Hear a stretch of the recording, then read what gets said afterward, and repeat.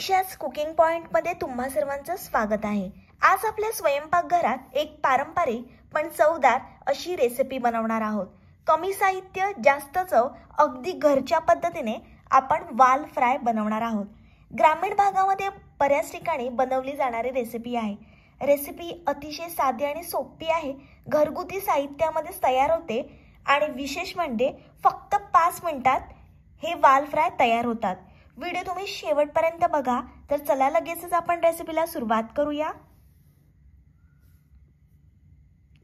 आपल्याला वाल अशा प्रकारे भिजवून घ्यायचे आहेत। जोपर्यंत मोड येत नाही तोपर्यंत छान 1 ते 2 दिवस वाल आपण पाण्यामध्ये भिजवून घेतले आहेत। आता हे वाल आपल्याला निवडून घ्यायचे आहेत, म्हणजे त्याची साल आपण काढून घेणार आहोत। अशा प्रकारे मी वाल सोलून घेतले आहेत। वाल आपल्याला स्वच्छ धुवून घ्यायचे आहेत। तुम्ही पहिल्यांदाच माझी रेसिपी बघता आणि अजूनपर्यंत चॅनलला सबस्क्राइब केलं नसेल तर लगेचच चॅनलला सबस्क्राइब करा। कढईवर आपण गरम करून घेणार आहोत आणि मग त्याच्यामध्ये आपल्याला तेल टाकायचं आहे। तेल सुद्धा मस्त आपण हाय फ्लेमवर गरम करून घेणार आहोत। तेल छान गरम झाल्यानंतर त्याच्यामध्ये आपल्याला सोललेले वाल टाकायचे आहेत। मस्त वाल 2 ते 3 मिनिट आपण परतून घेणार आहोत। हे वाल शरीरासाठी खूप पोषक असे असतात, याच्यामध्ये भरपूर प्रोटीन असतात। तर आठवड्यातून एकदा तुम्ही कडधान्य खाल्लं पाहिजे। या भाजीचं नाव भलं साधं असलं पण चव मात्र एकदम भारी आहे। भाजीची संपूर्ण चव वाल शिजण्यावर अवलंबून असते, म्हणून वाल आपल्याला व्यवस्थित शिजवून घ्यायचे आहेत। आपण वाल शिजवताना पाण्याचा अजिबात वापर करणार नाही, फक्त वाफेवरच हे वाल शिजवून घेणार आहोत।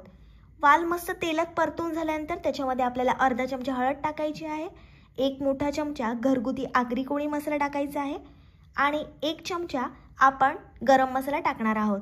मी एव्हरेस्टचा गरम मसाला वापरला आहे, तुम्ही तुमच्या आवडीचा कोणताही गरम मसाला वापरू शकता। छान हे मसाले आपल्याला वालामध्ये परतून घ्यायचे आहेत। जोपर्यंत वालाला मसाल्याची कोटिंग येत नाही तोपर्यंत छान आपण एकजीव करून घेऊया। मस्त रंग आलाय वालाला, बघू शकता। रंगावरून तुम्हाला समजत असेल किती भारी लागणार आहेत वाल। लहान मुलांच्या टिफिनला ही रेसिपी तुम्ही देऊ शकता, कारण हे वाल फक्त 5 मिनिटात तयार होतात आणि ह्या वालाच्या वासानेच भूक लागायला लागते आणि अगदी गावाकडचं स्वयंपाकघर आठवते। आता आपल्याला त्याच्यामध्ये चवीप्रमाणे मीठ टाकायचं आहे। पुन्हा छान आपण हे वाल एकजीव करून घेणार आहोत। तुम्ही वरण भात बनवला, तोंडी लावायला काही नसेल तेव्हा झटपट हे वाल बनवू शकता। तुमचं जेवण खास व्हायला हवं तर ही भाजी तुम्ही नक्की करून बघा। हे वाल तांदळाच्या भाकरीसोबत खा, मग बघा मन कसं तुमचं भरून जाईल। ज्या लोकांना वाल आवडत नाही ते सुद्धा आवडीनं खातील अशी भन्नाट वाल फ्रायची रेसिपी आहे। आपण 2 ते 3 मिनिट छान झाकण देऊन वालांना वाफ दिली आहे। बघू शकता मस्त आपले वाल दिसतात। आपण फक्त हे वाल वाफेवर शिजवणार आहोत। मस्त आपण वाफ दिली आहे। हे वाल तुम्ही तांदळाची भाकरी चपाती सोबत खा, खूप भारी लागतात। आणि माझी रेसिपी तुम्हाला आवडत असेल तर तुमच्या मित्रमैत्रिणींपर्यंत खूप खूप शेअर करा। आता आपण वरून मस्त कोथिंबीर टाकणार आहोत। कोथिंबीरमुळे वालांचा स्वाद आणखी दुप्पट होतो। वालामध्ये भरपूर प्रोटीन असतात।